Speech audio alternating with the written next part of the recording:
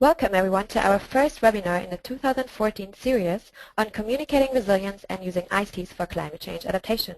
My name is Franziska Schreiber from the Resilient Cities team at the ICLEI World Secretariat in Bonn, Germany, and I'll be hosting this webinar for you today.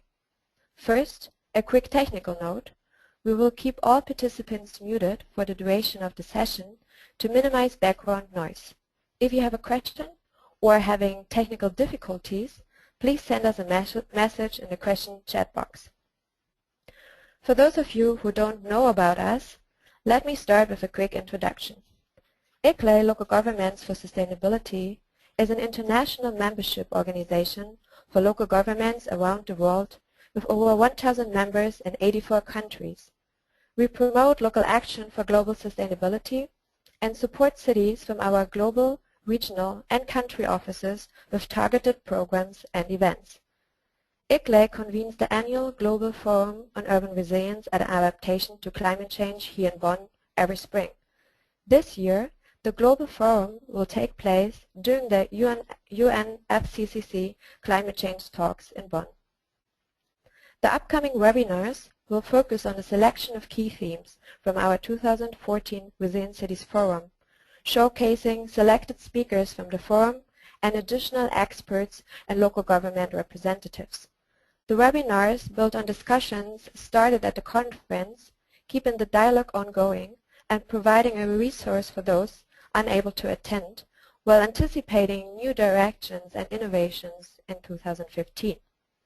I would like to mention for those of you interested in contributing to next year's Congress program that our call for contributions is currently open online and will remain so until December 1st. You may wish to submit on the topic of ICTs for resilience or on one of the many other topics related to urban resilience and adaptation. In today's webinar, we will discuss how the application of information and communication technologies in adaptation planning can enhance the adaptive capacity of local communities to climate change, as well as facilitate the engagement in local resilience building actions. Today's agenda includes two presentations, totaling about 30 minutes, followed by a 10 to 15 minutes Q&A session. Piero Belisario will discuss the initial results of a web application which is being used in Bologna, Italy, to inform and actively engage citizens and stakeholders in future resilient actions of the city. Behane Gebru will then share his experience from a project in Uganda where different mobile and wireless technologies were used to strengthen the capacity of individuals, communities and institutions to adapt to water-related impacts of climate change. Please hold your questions until the end. You can type them in as we go along, and we will read them out at the end. When doing so, please indicate which speaker the question is for, and if you like, the name of your organization. As previously mentioned, please also type in any technical questions so we can help you sort them out. To get things started, I would like to introduce John Yeast, who's a technology evangelist at ESRI. He will provide a brief introduction to the topic of information and communication technologies for resilience and share the results of ESRI and UNICR's Global Disaster Resilience App Challenge, which was launched this year. I'll now pass over to John.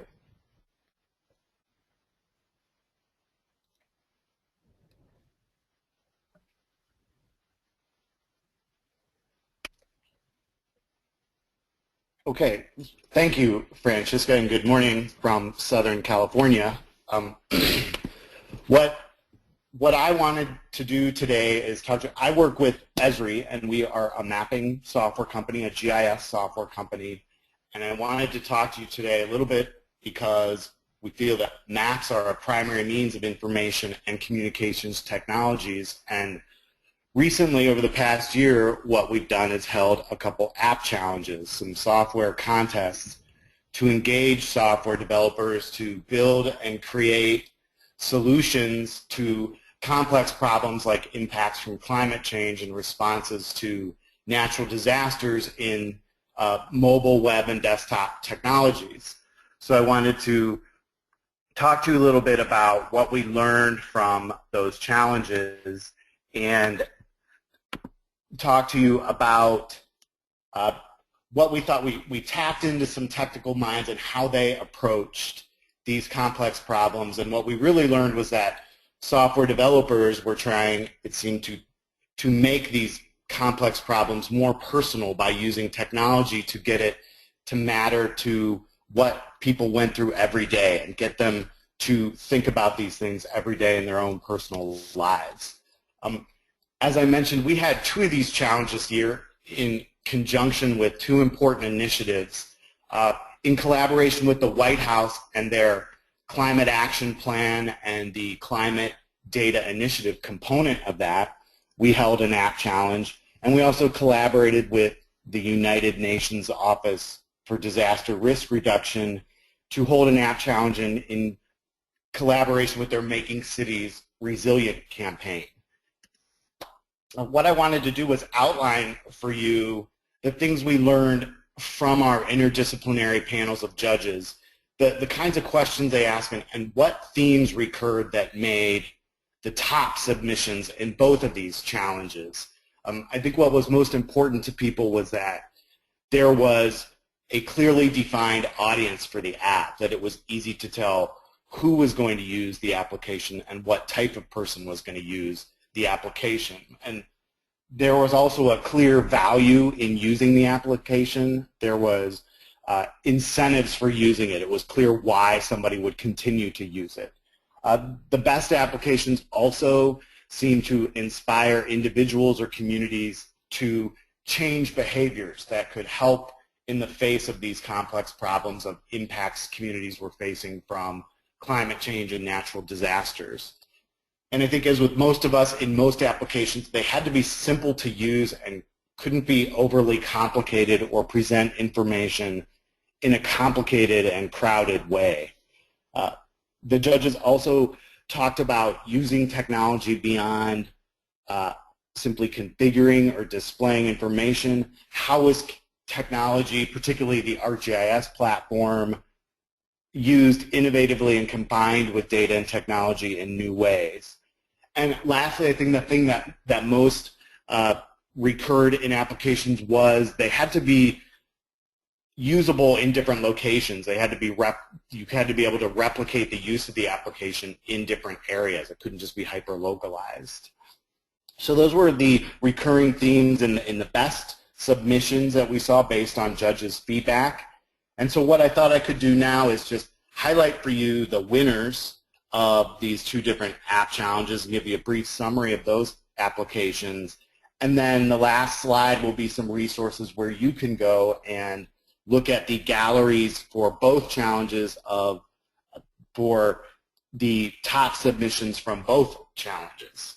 So in the Climate Resilience App Challenge, in collaboration with the White House, we had a first, second, and third place winner. In third place was an application called Save the Rain, which was a mobile app that allowed people to see how much they could save personally by collecting rainwater off their own property, and it would show them what kind of savings in water conservation they could have, like how many different household operations they could operate based on the amount of water they were saving from their own property.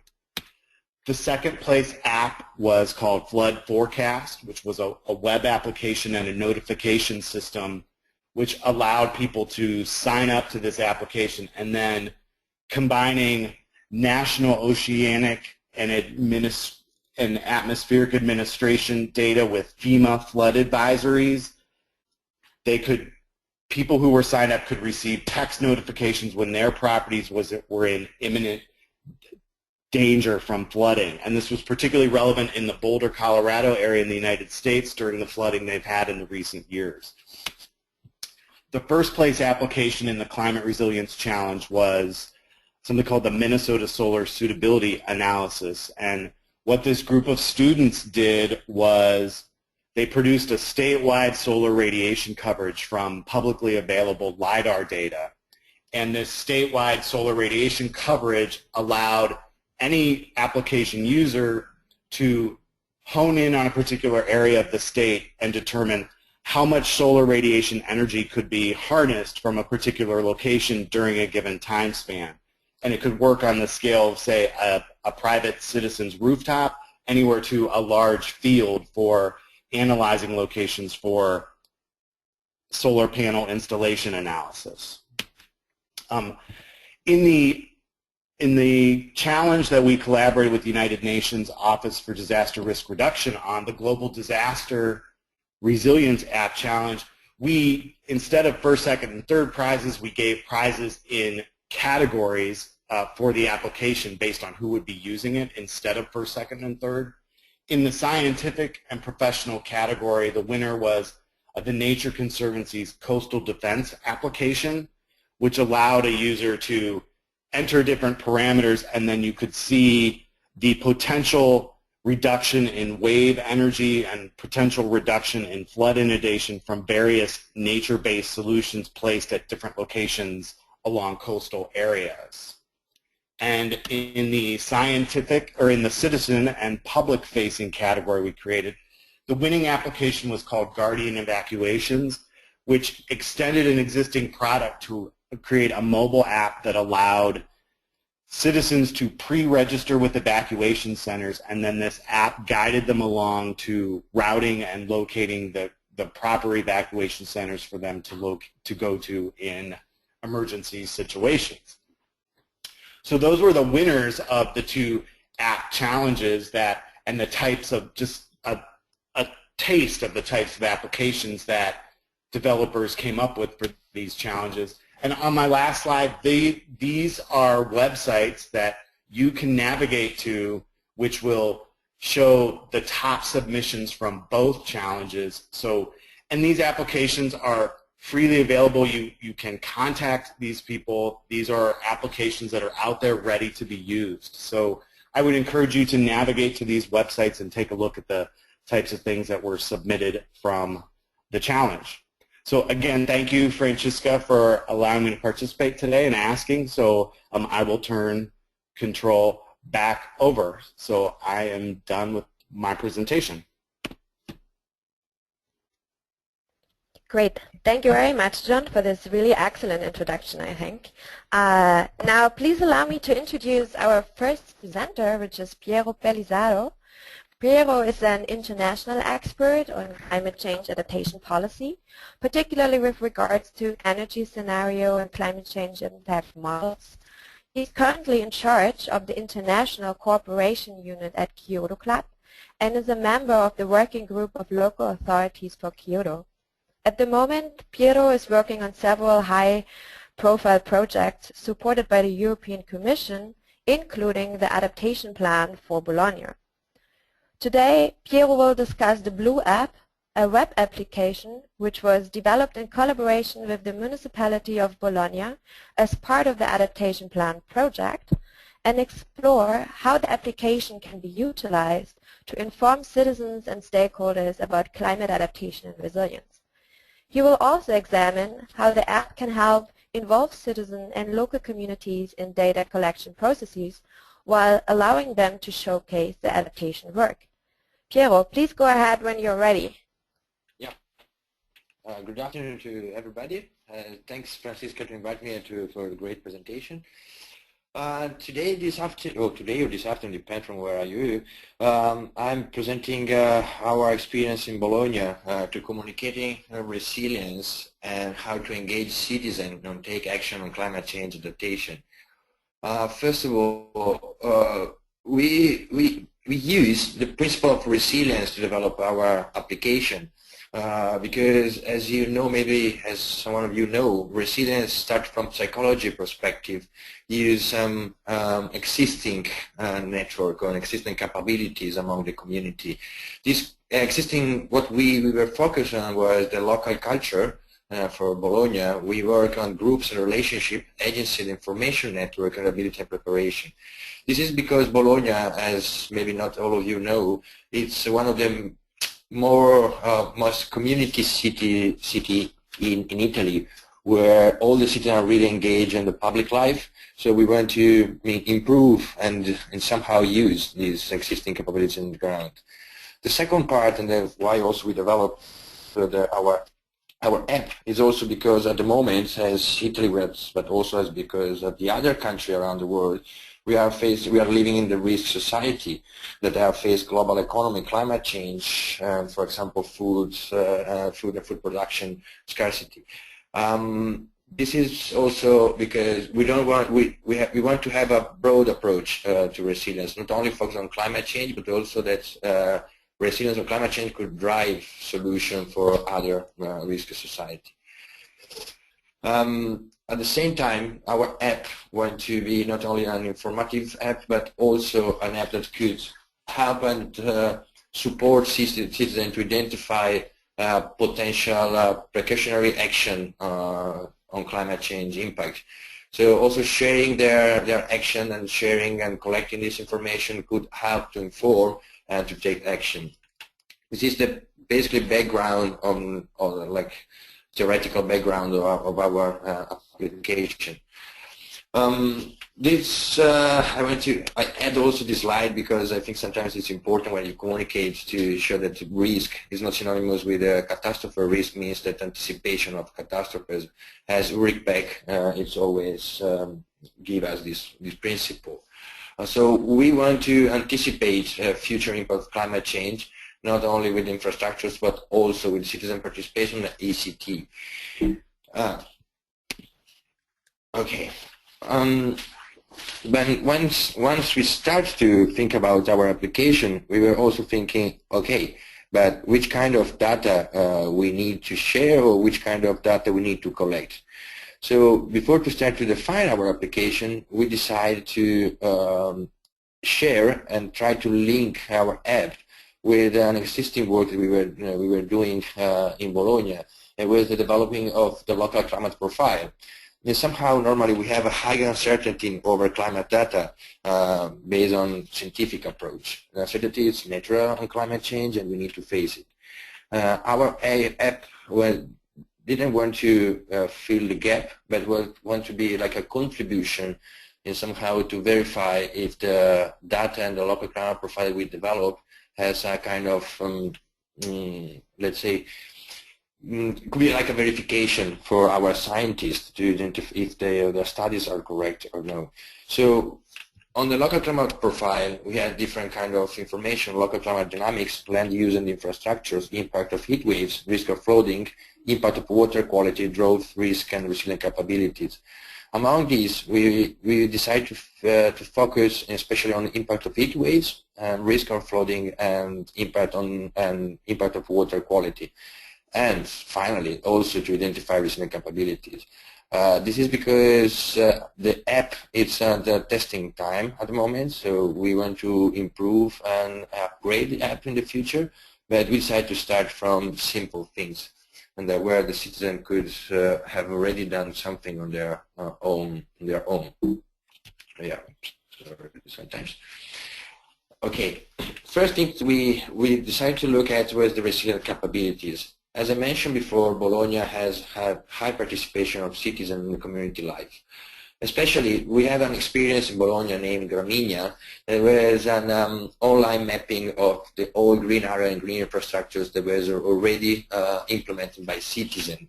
And so we decided to start from that point because we don't want to create something new. We want to capitalize the existing tools that were already presented among the community. So from these, we also start to publish the app and to use the app. We also start to create a kind of imagination over climate change, use icons, because ICT, it's, in our opinion, it's essential, but if we don't create some kind of picture in the mind of our citizen, ICT could be only a new instrument or a new technology without being really absorbed by citizens. So we start using this kind of tools and icons when we communicate on conference and workshop, and also when we have to communicate on our website. So it's like that. On the website, as you can see, there are information, but also we have Twitter. And then after you understand why Twitter is in the middle of the pages, why is it so important for us, Twitter. So the Play Blue app was developed thanks to an hackathon. It's a green web hackathon that is also it's not only an Italian edition, but it is also US edition and Scotland edition. All over the world, they have this hackathon, the green hackathon, the clean web hackathon, sorry. And the clean web hackathon was take place last January, and among the participants, we identify a team. The Clean Web Hackathon has two kind of main objectives. I have to educate citizens and stakeholders on the concept of adaptation because we have specific categories because we're funding a part of this hackathon. So the two objectives of our categories were to educate citizens and stakeholders on concept of adaptation, and then we asked the participants to find a solution to engage them in sharing and leave the open public space for greening the cities. That was because we identify, as I mentioned before, heat waves as one of the main impacts, and at the same time the water quality. And one of the solutions that we already know is green areas and green infrastructures. This is the team because it's important to share who is the developer of the Play Blue app. And this is also an international team because we have a Scottish guy that is also a member, is also the organizer of the Clean Web Hackathon in Scotland. The project, the idea of the Play Blue app is a mixed approach because it's not only an informative app, but we base our app like an online games. Gamification is one of the key words in the future to engage citizens, in our opinion.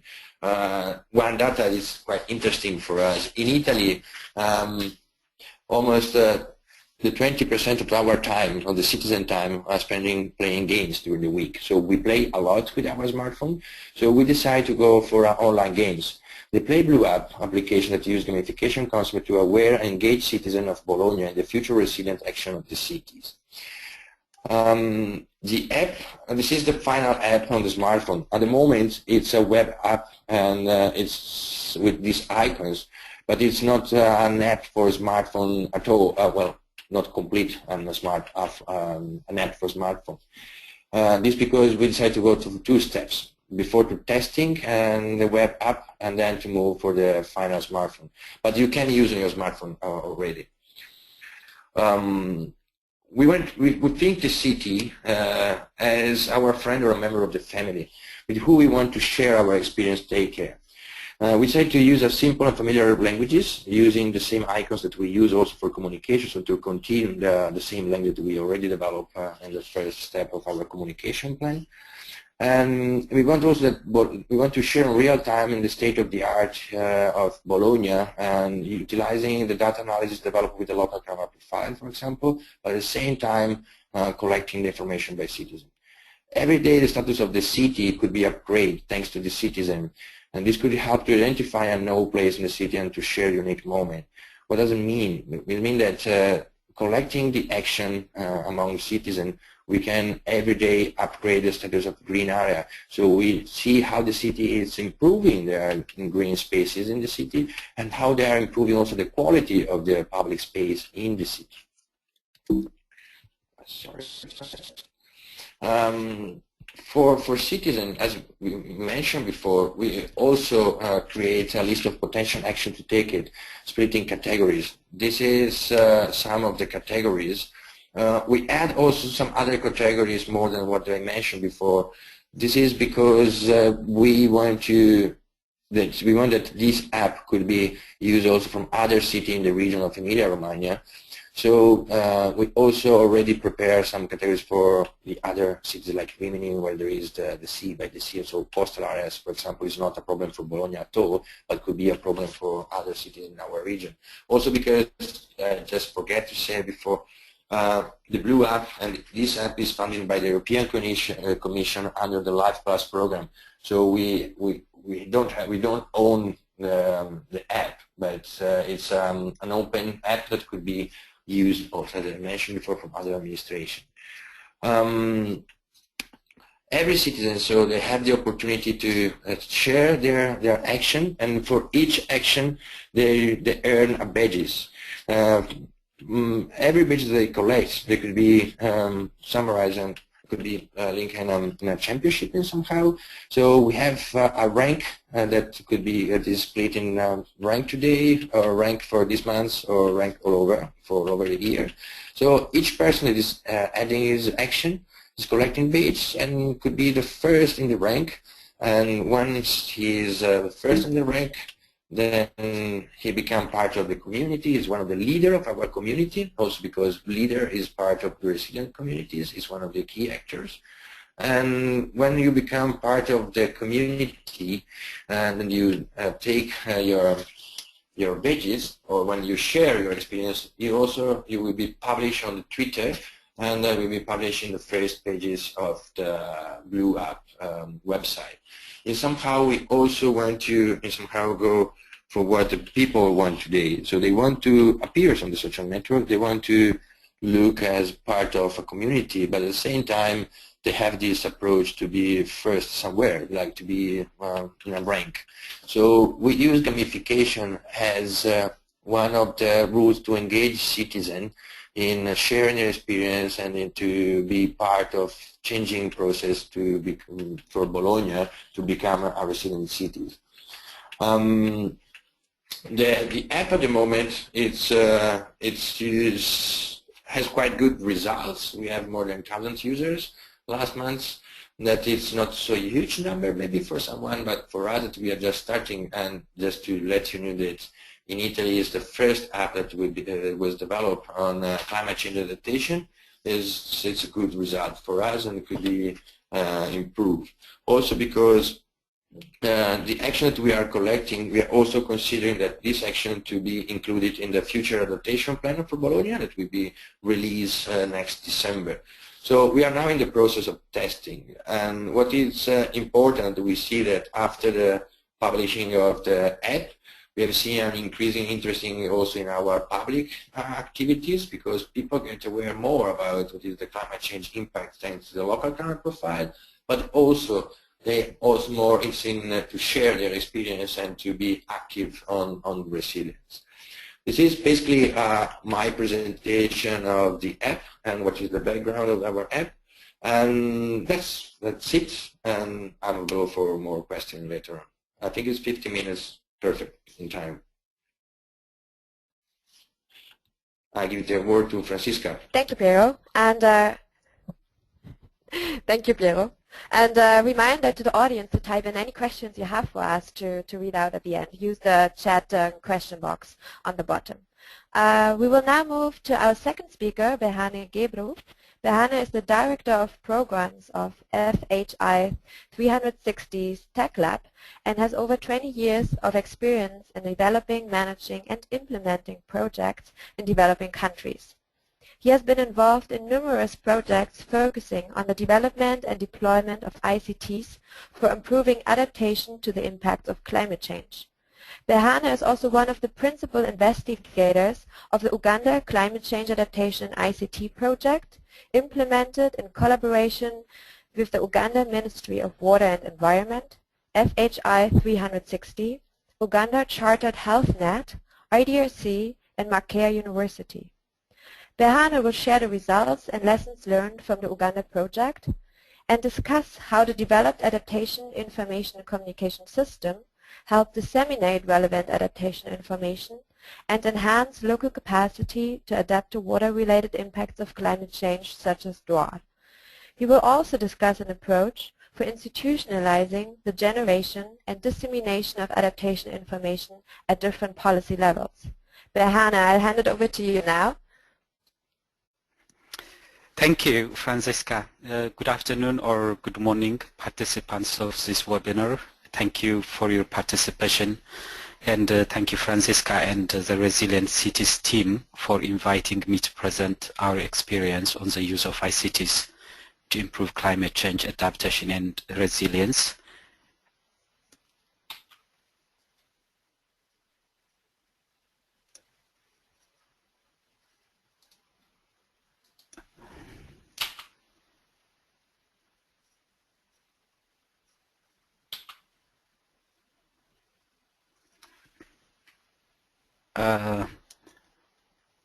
It's not moving to the next slide. Okay, sorry about that. My presentation is drawn from a project in Uganda. Like many other parts of the world, the ecosystems and the livelihoods of the Ugandan population are threatened by climate change, which is primarily manifested in escalating droughts, floods, and variability in seasons. During the 80-year period from 1991 up to the year 1990, there were 8 droughts that has occurred, while in the 10-year period between 1991 and 2000, Uganda experienced 7 droughts. So drought is the major hazard affecting the livelihoods of the population and the national economy. The other major hazards affecting the population include shifts in seasons and variable rainfall, the floods, the proliferation of climate-sensitive diseases. This is probably more of an impact, and to a limited extent, landslides and bushfire. We conducted a household survey in 2012 involving 640 households to understand how communities are exposed to those hazards and to understand the community's access to resilience information. We found that 97 to 100% of the households are affected by climatic hazards, and over 80% of the households did not have access to relevant information to help them cope with the climatic stressors. So this project, the Climate Change Adaptation and ICT or CHAI project, is designed to strengthen the adaptive capacity and resilience of communities in the cattle corridor zone of Uganda. The cattle corridor is shaded in purple in this map. The project provided adaptation information designed to enhance the resilience of those communities in 3 intervention districts. Limited number of observational weather stations was the main impediment experienced by the National Meteorology Authority for the generation of locally relevant and accurate forecasts. Working with the National Meteorological Authority, we installed 22 rain gauges at sub-county level. Livestock and crop market data is also collected by community development officers belonging to local municipalities and the rural areas every week from 46 rural and urban market outlets. So weather and market data collected using mobile devices is transmitted to a server in Kampala through the mobile network, and resilience information such as seasonal weather forecasts, agricultural advisories including what type of crop to plant, such as early maturing crops, when to plant, weed management, guidance on low-cost water harvesting techniques to enable dwellers in rural and small cities harvest rainwater for domestic and agricultural use, crop and livestock market information to enable sellers and buyers make informed choices, and information how to stay healthy is broadcast using multiple dissemination channels. We use interactive radio in local languages, text messaging, community loudspeakers, internet, and face-to-face communication for disseminating adaptation information. The use of diverse means of communication enabled us to reach a larger number of communities and also to meet their specific tastes or preferences of a communication channel. The system allowed information recipients to send feedback or request for more information and support using mobile devices. Information delivery using ICT tools alone cannot provide a meaningful contribution to development if the communities do not have the necessary support structures to help them transform adaptation information into action. The households receiving information were linked to community support organizations that would provide resources to apply the acquired information into action. For example, if they are advised to plant drought-resistant crops, the message would include the contact information of the agencies that can provide drought-resistant crops to those households. And the use of ICTs alone for the dissemination of adaptation information is not a panacea for minimizing the impacts of climate change or climate variability. It must be integrated into an institutional framework for the generation and delivery of adaptation information.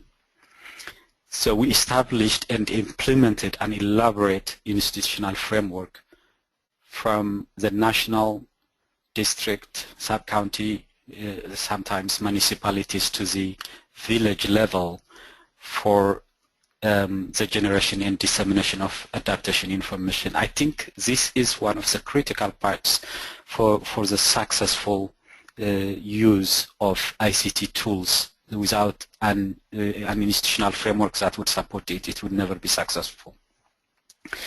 So we are reaching over 100,000 households in rural and urban areas. They are receiving adaptation information through interactive radio, through local FM radio stations and mobile phones. And to understand, we conducted a survey, a study to determine the so what question, including improvements in access to adaptation information and its effectiveness, and to what extent the adaptation information, the application of the information into action minimized crop losses and damage and boosted the income of the householders. The study involved 640 householders from 4 districts, and I will share some of the key findings. The first is the use of timely and locally relevant adaptation information significantly reduced crop loss and damage. Over 80% of the population found receiving information for improving their resilience.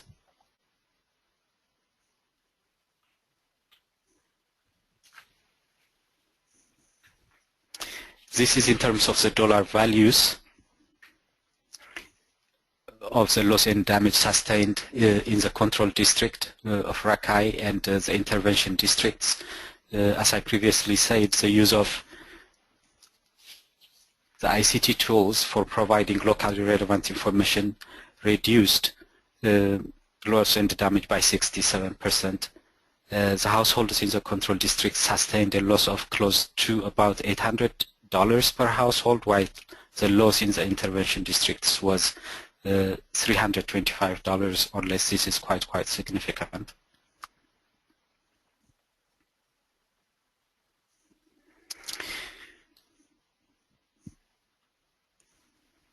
In linking communities to local institutions which are able to support the communities with resources is critical to enable householders take action from the information they have received. And increasing funding for the generation, dissemination and use of relevant climate adaptation information will improve agricultural productivity and food security of communities in the face of climate change. And the other key conclusion is building a resilient communication system with communities in cities and rural areas is critical for minimizing the impact of climate change. The ICT tools that we have tested in Uganda can be applied in urban settings for effective communication with residents. Some of the key lessons that can be applied into urban settings include the importance of building a functioning institutional framework for the generation and dissemination of resilience information. The ICT tools can be used to enhance and coordinate the information flow between institutions.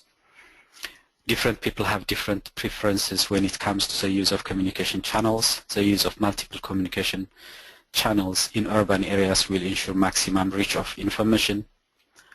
And with the help of mobile devices, municipalities can reach the majority of its citizens in short notice. And I would like to acknowledge the partners of the project, which includes the Ministry of Water and Environment in Uganda, FHI 360, Uganda Chartered Health Net, Makerere University, and the International Development Research Center, Canada. Thank you very much for your attention. Thank you, Behane, for this really, really interesting presentation. We will now move on to our question and answer session with the questions we have gathered so far. To start off here, we have a question for Piero from Oscar Galvez asking, how are you spreading the word of it? And have you thought about using another color for the apps? Because he notes that blue and green colors use more energy of the smartphones, and it means that you have to charge it more often. And could that be an initiative to reduce the use of energy?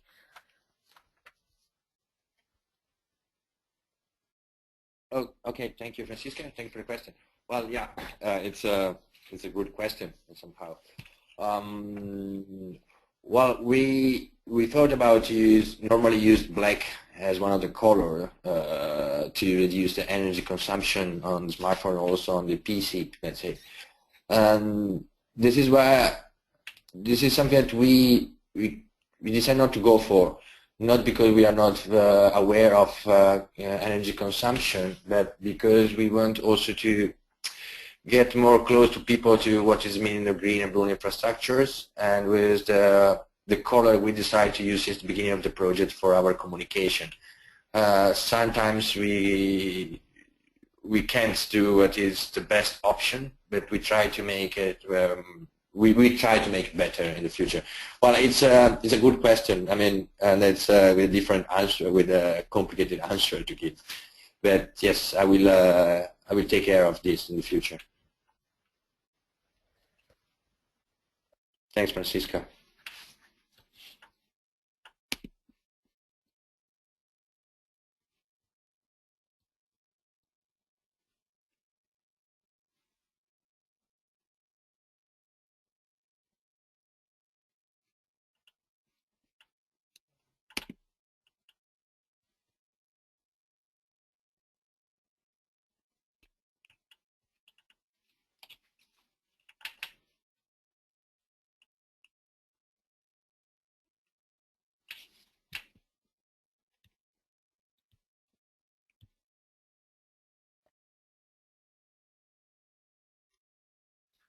Can you hear me? Yeah. Now? Yes. Okay. Sorry, we had some difficulties with the microphone here. Okay, so another question from Oscar Galvez again, this time directed to John. He's asking if those apps are open to mobile devices, and especially the one that's focusing on solar energy is asking if this is linked to Google Maps or some mapping app in order to replicate it in different parts of the world. John, would you like to answer that question for us? Sure. Thank you. Thank you for the question, Oscar.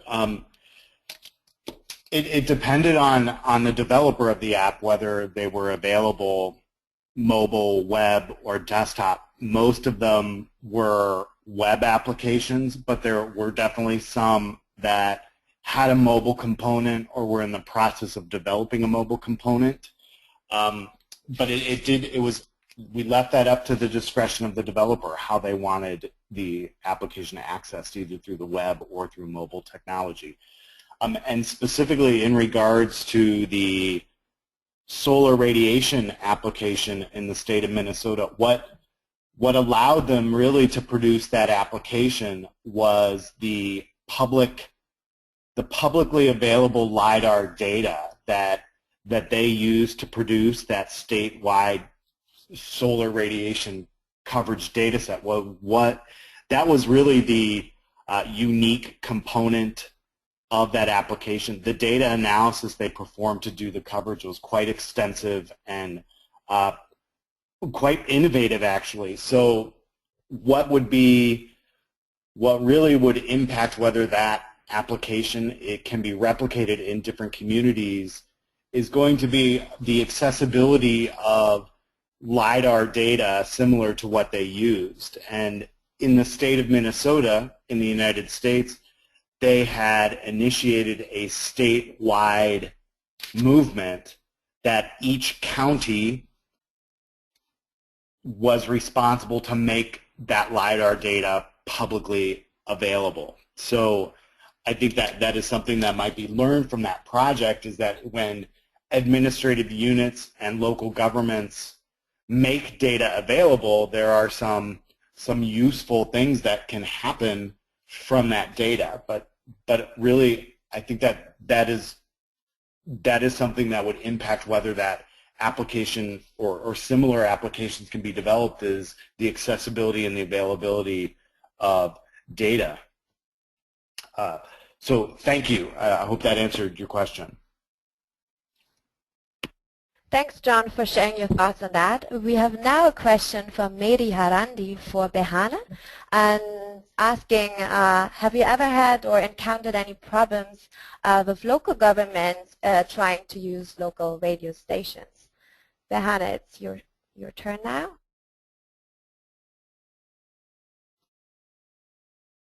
Can you repeat the question, Franziska? Yes, of course. The question is, have you ever had or encountered problems with local governments using local radio stations? We haven't encountered such problem. However, I think the key thing is we conducted a survey to understand the information and communication needs of the communities and local governments, and also what is their preferred channel for communication. So what we found out was about 97% of the householders prefer radio and not mobile devices or any other means of communication. It was the same with the local governments. There was a strong preference to using FM radio broadcasters. And the reason was, and there was a huge resistance to using mobile devices. And the reason was that they were not sure about the security of the mobile devices for communicating information. How about if someone else would send us a message saying that you must do this, take this action or that action, and then, but that is a scam. How do we know? So the challenge was to really build trust on the local governments and communities on the other mechanisms of communication, including mobile device. And the strategies that we adopted was we identified who are the most trusted sources of information for the local governments and for the communities. And we used those most trusted sources of communication, sources of information for the local governments and for the communities. These were the religious leaders, and the high-level politicians, and we brought those trusted sources of information to talk about this new channel of communication, which is more using mobile devices, through the most trusted channel, which is radio, to talk about it. That way we were able to build the trust of the local governments and communities to use mobile devices as additional mechanism of information delivery. I hope I have answered your question, Maddie, and I feel it's a very important question. Thank you, Behana, for sharing your insight out. Now we have a question from Catherine Brecky for Piero, and she would like to hear a bit more about the gaming aspect of the app. I actually would also like to hear more about that, so curious to hear your insight on that. Okay, thank you for your question. Well, the gaming is basically based on the rank and on the badges that you can earn once you publish your action. So it's to recognize a sort of point and badges. It's give you like some satisfaction because you have you have like 20 badges and you become first in the rank. Is what the people want to see. So it's not like building your, you know, like SimCity or like sort of moving from SimCity to Resident Cities, a new game could be, that it's more basing to recognize some Bayesian point that to give some satisfaction to take part of this. And when you are the first in the community, maybe you can create competition among neighbors. And so if your neighbor is higher in rank, you want to do better and you want to earn more badges, and so you take more action. It's well, we try to use this kind of concept of gaming. We think about other gaming. You also have to consider the budget when you develop an app.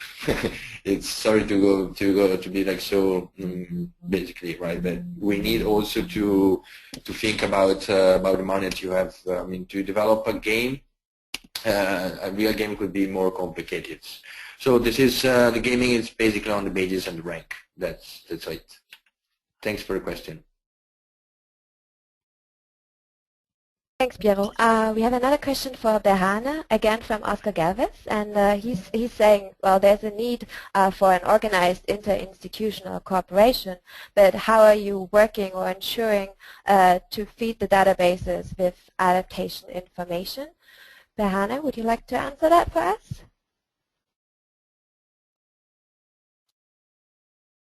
Thank you, Oscar. The generation of locally relevant adaptation information is very, very, very critical, and the capacity to generate locally relevant adaptation information, there is a very, very limited capacity to do that. Our approach was really to work with the government institutions who have the mandate to generate such information and build the capacity of those institutions. We produce quite a number of policy briefs for parliamentarians and for the top management of the ministries so that such coordination can take place. One of the key problems, as I mentioned, was the lack of adequate number of observational stationists, and we try to strengthen that, and the government is starting to take action on that. Unfortunately, if you see the government spending on climate-related activities, it's very, very, very small. In 2012-2013, government spending was about 0.2% of the GDP in Uganda, and I'm sure it is similar in many parts of Africa.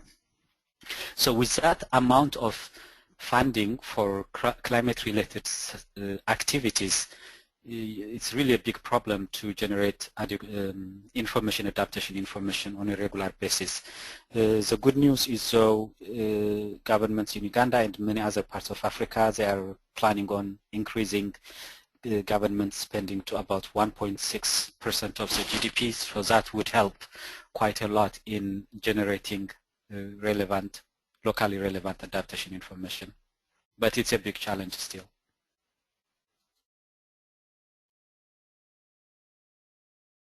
Thank you, Berhane. We've now a question from our panelist, John, for Piero. And he asked, do you have any way to measure the impact the app might have on resilience efforts? And is there a way to measure whether the app is helping Bologna better prepare or respond to impacts? Piero? Yes, thank you, John, for the question. Well, when the citizen publish their action, there is a request to fulfill a really, really easy and short,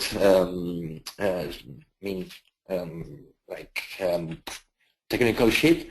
So in this, for example, for the green area, we are measuring the square meters covered with green, or we measure the capability to collecting water, for example. So we try to use the same indicator that we have used for the local climate profile. In this way, we can try to measure the impact of the enlargement of the green area, for example, in the city, more than what is the public green area. We want to see also the private green area. So this is a way we think to measure the real impact of the app and to, well, the real measures of the app could be done if after the first action also a citizen will develop a new green area, for example. So, and say, because we also ask when was done their action. So if the previous one was done, for example, 2010, and then there is a new one at the end of 2014, this is meaning that he take action maybe also thanks to our app. So we use the same indicator that we have used for the local current profile. I hope to give an answer to John. Thank you. Thanks, Piero. Thanks. I'll take one more question from Evgenia, this time for Behana. And she would like to know, how do ICTs reach the poorest in urban areas of Uganda? What is the approach foreseen for using the new technology and approaching these unofficial networks? Thank you for this question. One of the strategies that we are using to have a maximum reach, including the poor, is using multiple dissemination channels. If they do not own a mobile device, they may have access to radio.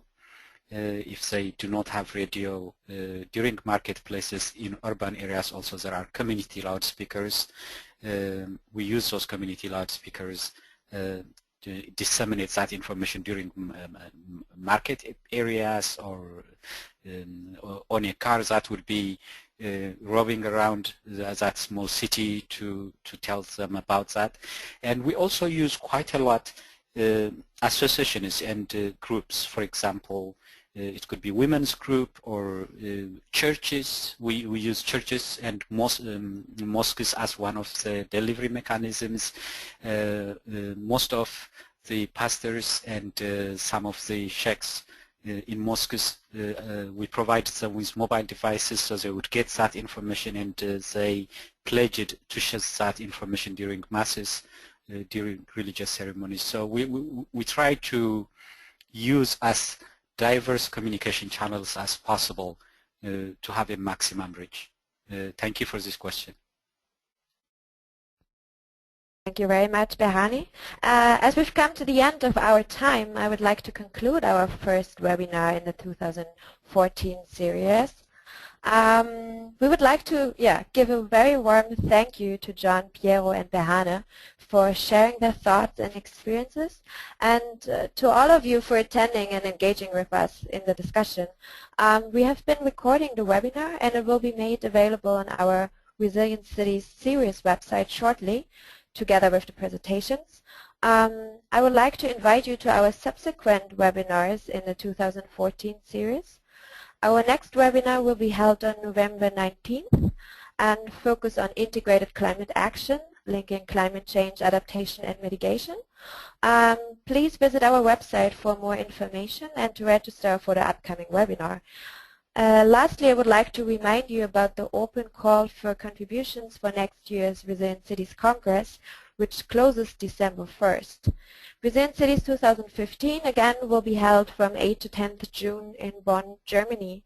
Thank you all for joining us, and have a lovely evening or day.